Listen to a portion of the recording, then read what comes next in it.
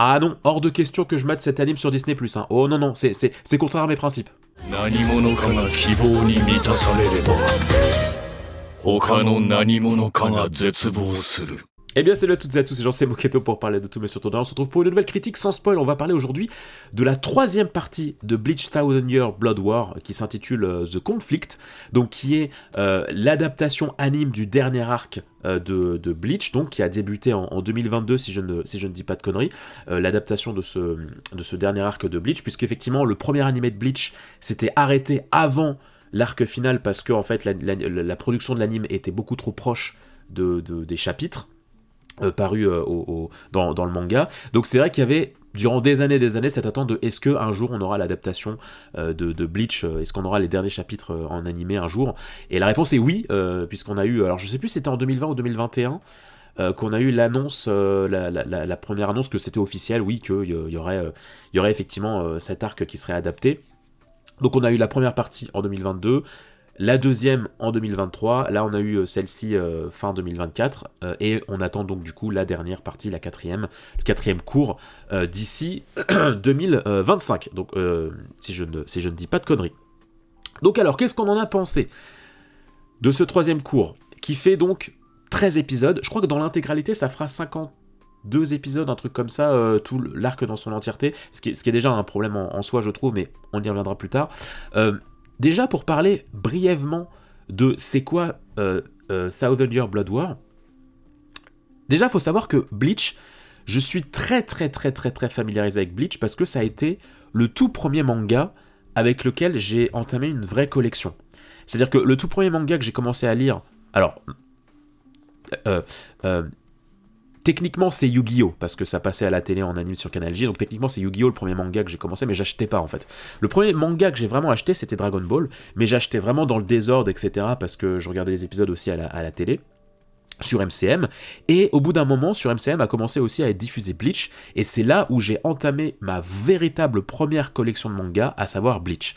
Bleach, ça a été vraiment mon premier manga de toute ma vie, de toute ma life, donc, par défaut, oui, il y a une attache particulière pour moi envers ce manga, parce que ça a été vraiment ma première collection, la première histoire mon premier manga que je prends dans l'ordre, que j'achète avec, que je voudrais avoir dans son entièreté en collection. Le premier animé que j'ai maté en VOST.fr, c'est Bleach que j'ai regardé pour la première fois en japonais. Enfin voilà, j'ai vraiment une attache très particulière pour cet animé.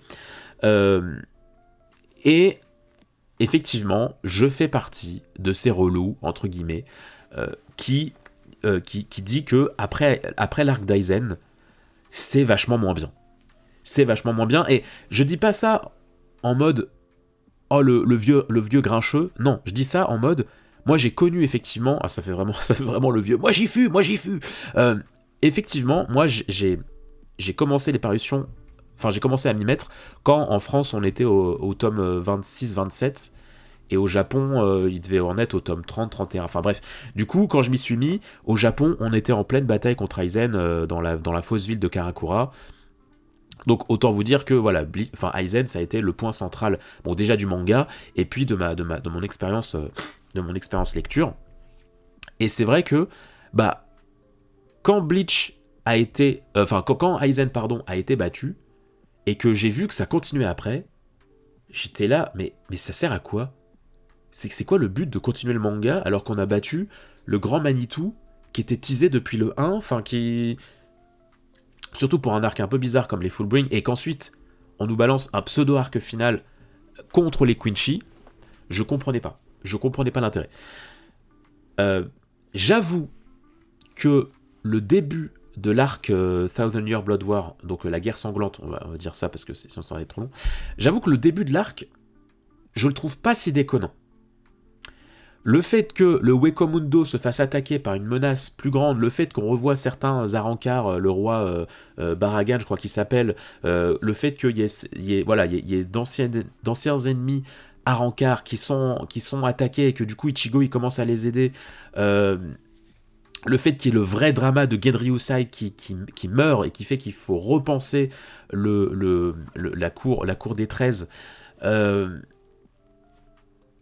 j'avoue, il y a un mood dans le début de cet arc que j'aime bien.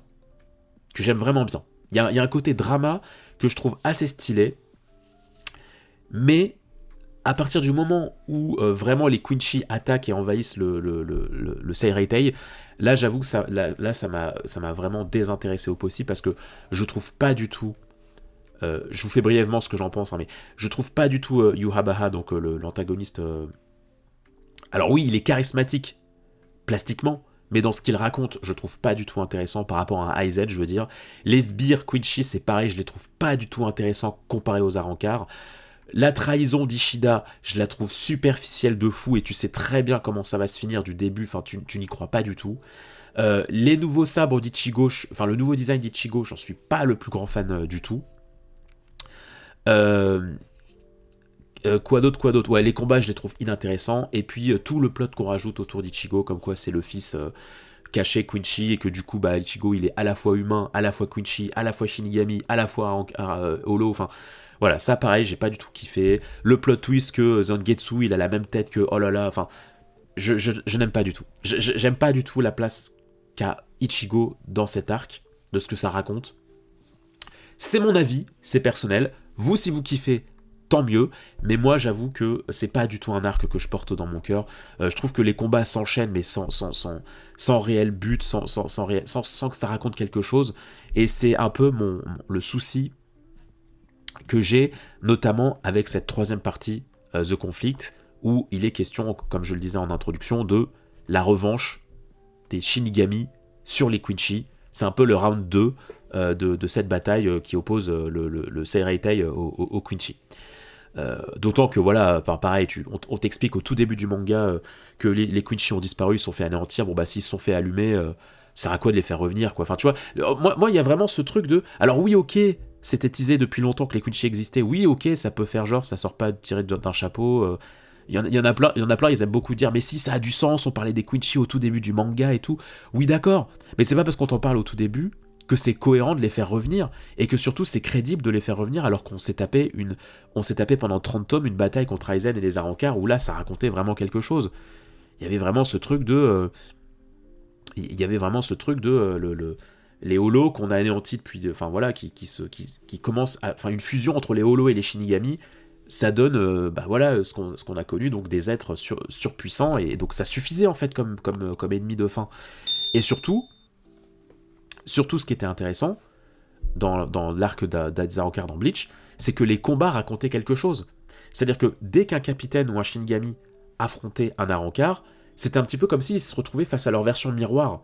Donc en fait, c'est comme s'ils s'affrontaient un peu l'un contre l'autre, et tu ne savais plus vraiment qui étaient les bons, qui étaient les mauvais.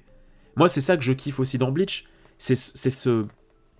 L'une des grandes forces de Bleach, c'est le côté gris des personnages. Parce qu'au début du manga, les Shinigami sont vus comme les méchants, et puis après, quand tu traverses l'arc du Seireitei, tu te rends compte que bah non, en fait, c'était un complot, c'était au-delà de ça. Les Shinigami sont pas si méchants que ça. Les Arrancars, c'était pareil. Tu te dis, bah c'est des holos, donc ils ont pas d'âme, faut les tuer. Et puis en fait, tu te rends compte qu'il y a certains Arrancars qui sont très attachants et qui ont un raisonnement de pensée assez similaire à celui des Shinigami. Donc c'était tout ça qui était intéressant dans Bleach. Mais je suis désolé, mais moi les Quincy, il y en a aucun que je trouve attachant. Il y en a aucun que je trouve qui raconte. Je trouve qu'il y en a aucun qui raconte vraiment quelque chose d'intéressant. Les combats, je trouve qu'ils racontent rien. Et surtout, je les trouve pas charismatiques, quoi. Je vais quand même parler de positif parce que là, je suis en train de défoncer l'arc depuis 5 minutes, mais c'est indéniable. La direction artistique de l'arc de la guerre sanglante, donc des 3 premiers cours, elle est sublime. Elle est sublime. Ça, je ne peux rien dire dessus. Quand on a eu les premières images de cet arc, j'ai pété mon câble. J'ai vraiment pété mon câble tellement c'était magnifique de revoir cet univers. Voilà, déjà, ça touchait la corde sensible de replonger dans cet univers, de re-entendre les seiyuu, etc. Déjà, ça me faisait un bien fou. Mais en plus, oui, au niveau de la direction artistique et de l'animation, c'est sublime. Les différentes variantes de couleurs sont terriblement chatoyantes. Surtout que Bleach, c'est un manga où il il y a plusieurs combats, c'est des concepts différents. C'est-à-dire que selon l'adversaire que tu vas affronter, le concept va pas être le même, un petit peu comme dans JoJo. Chaque Shinigami, chaque Zanpakuto a un petit peu ses règles. Et puis Bleach, ça a toujours été un manga qui a beaucoup trouvé sa réputation dans son chara-design, dans son côté pop, un petit peu dans son identité visuelle très très très rock, très très très très pop. Je sais pas si c'est le terme que vous comprendrez le mieux, mais voilà, ça reste un manga où la direction artistique est très très prononcée et a vraiment dans l'agencement de comment étaient fait les pages dans le manga, etc. C'est vraiment Itite Kubo, c'est vraiment un auteur qui se veut dans la mise en scène, quoi. Dans la mise en scène très cinéma de l'action, quoi. Et donc tout ça, on le retrouve. Tout ça, on le retrouve vraiment dans ce cours 3, dans les 3 cours, mais dans celui-ci surtout. Et c'est très... voilà, c'est très appréciable. Je ne peux pas le nier. L'animation, elle est clean. Les différentes couleurs et lumières, elles sont très clean aussi. Ça fait du bien de voir que certains combats ont été magnifiquement respectés. Il y a vraiment il y a des combats que j'attendais de fou à voir en animé parce qu'en manga c'était assez fou.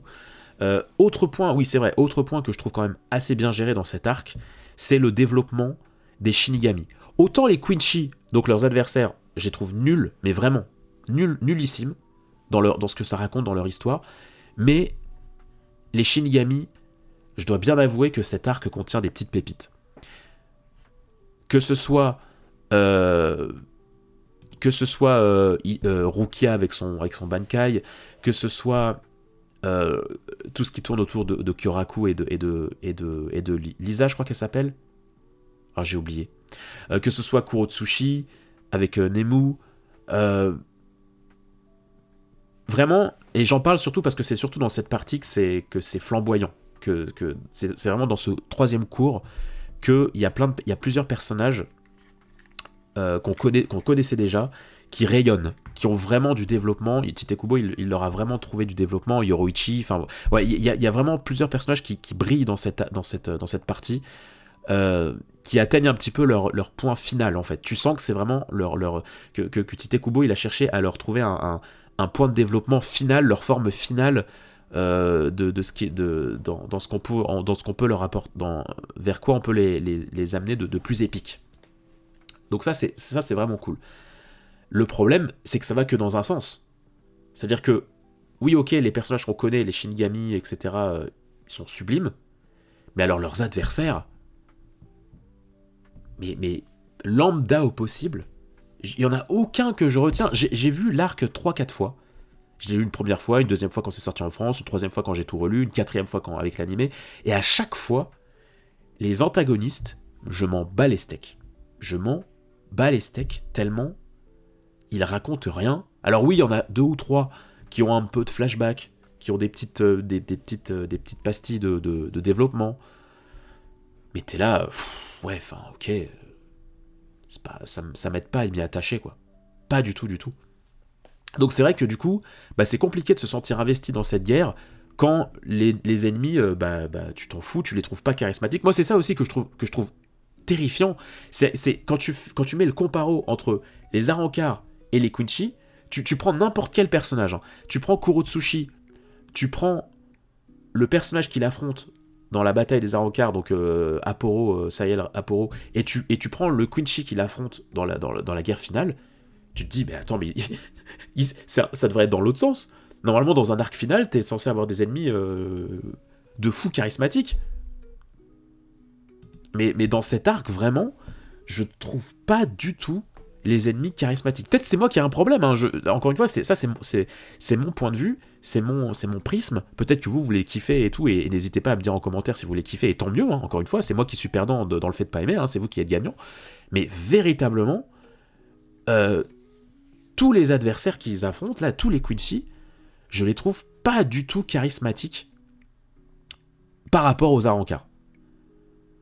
Et c'est terrible parce que, ne serait-ce que Aizen, les fois où tu le revois, quelques fois dans cette guerre, je trouve qu'il dégage 20 fois plus de charisme que l'ennemi final qu'on est censé affronter, quoi.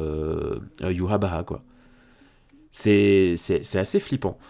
Même si, encore une fois, le côté oppressant apporté par les Quincy est nettement mieux représenté dans l'anime que dans le manga. Parce que dans l'anime, il y a tous ces codes couleurs qui mettent vraiment le Wanderreich en avant, toute l'ambiance musicale aussi, avec ces musiques germaniques, qui aident vraiment, effectivement, je dois bien l'avouer, à apporter du charisme aux adversaires, aux Quincy. Ça, j'avoue, l'anime, il y a eu un vrai travail dessus. Ça rejoint ce que je parlais sur la direction artistique. Je trouve que oui, ils n'avaient pas grand-chose à rendre charismatique, et ils ont réussi à le rendre un tant soit peu puissant avec la mise en scène audiovisuelle.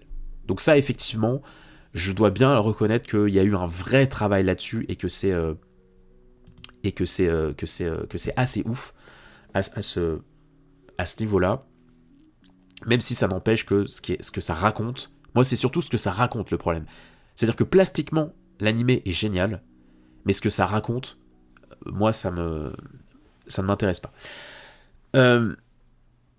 Pour continuer de parler de ce qui va bien, les OST, elles sont sublimes. Il y a plusieurs OST qui sont des remixes du premier anime qui sont vraiment géniales. Il y a des ajouts qui sont très appréciables. Je pense notamment à un flashback autour de Kyoraku et de Okitake. Apparemment, dans la 4e partie, il y aura aussi beaucoup d'ajouts. J'ai hâte de voir ça, parce que c'est vrai qu'en manga, ça rushait beaucoup de choses. Donc j'ai hâte de voir en animé ce que ça va donner. Même si, du coup, la contrepartie à ça, c'est que il y a pas mal de trucs qui ont été enlevés. Alors, il y a des choses, c'est pas très grave. Je pense notamment à plein de vannes autour de Kon, qui étaient effectivement pas hyper nécessaires dans le manga, et tu sentais que ça servait juste à étirer.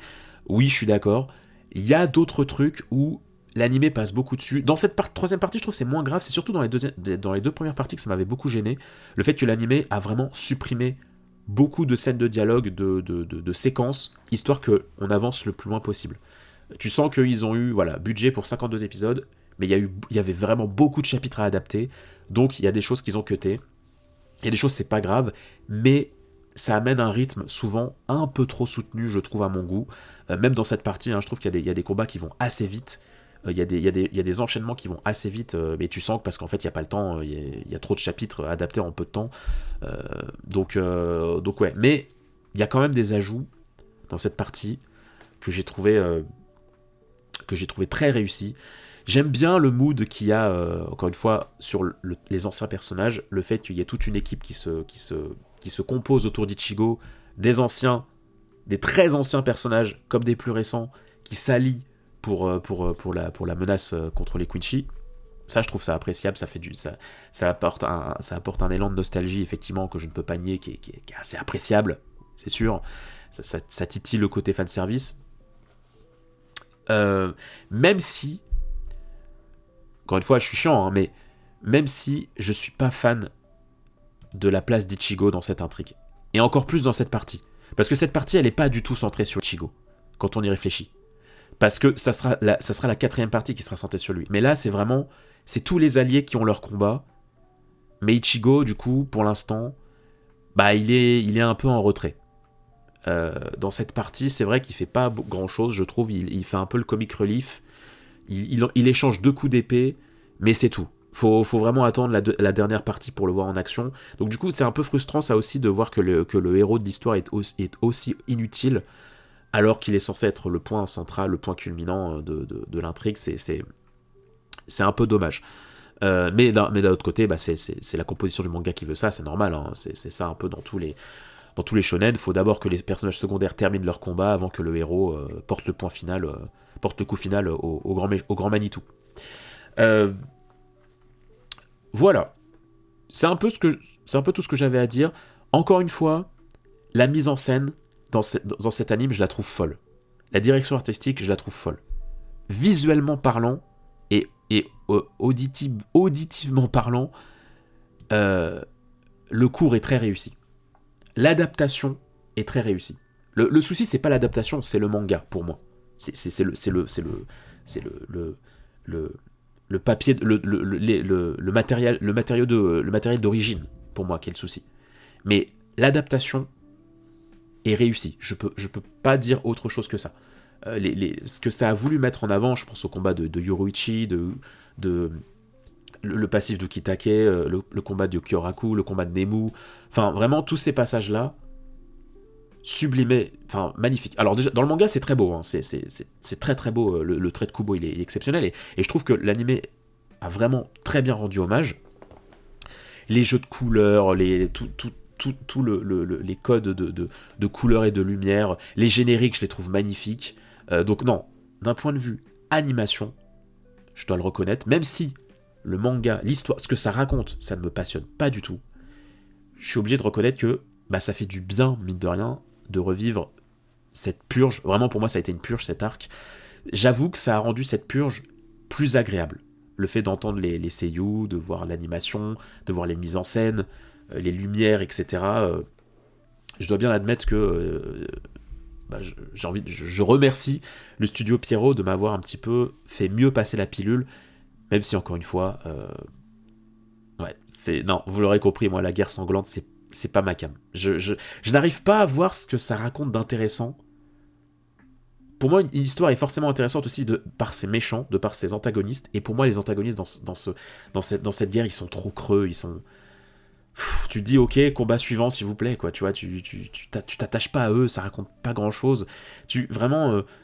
Et puis, surtout, encore une fois... Ce qui faisait grandir les personnages dans les arcs d'avant, c'était leur combat. Mais là, ça les fait pas grandir. Ça les fait pas vraiment grandir. Ils grandissent d'eux-mêmes, en fait. Les personnages, Kurotsushi, etc., ils grandissent d'eux-mêmes. C'est pas les antagonistes en face qui les font grandir. Alors que dans les arcs d'avant, oui. C'était vraiment les combats qui les faisaient grandir. Alors que là, pas vraiment, quoi. Donc bon, on verra bien pour le dernier arc, donc la dernière partie qui sortira donc cette année du coup en 2025. Je vous en ferai une vidéo évidemment, une critique quand ça sort, enfin quand le cours sera terminé. J'ai hâte de voir les possibles changements qu'ils vont apporter, les possibles ajouts, parce que c'est vrai qu'il reste très peu de chapitres à adapter, et je crois qu'on est parti pour encore 11 ou 12 épisodes, donc c'est sûr qu'ils vont rajouter des choses, je sais pas quoi, mais on verra bien. En attendant, moi je vous souhaite plein de bonnes choses, j'espère que cette critique vous aura plu, n'hésitez pas à me dire ce que vous avez pensé en commentaire de ma critique, et puis de cet anime si jamais vous l'avez vu. En attendant, je vous souhaite plein de bonnes choses, prenez soin de vous, de vos proches, et n'hésitez pas à aller visiter les différents contenus de la chaîne de la Moquette TV. Bye bye les gens.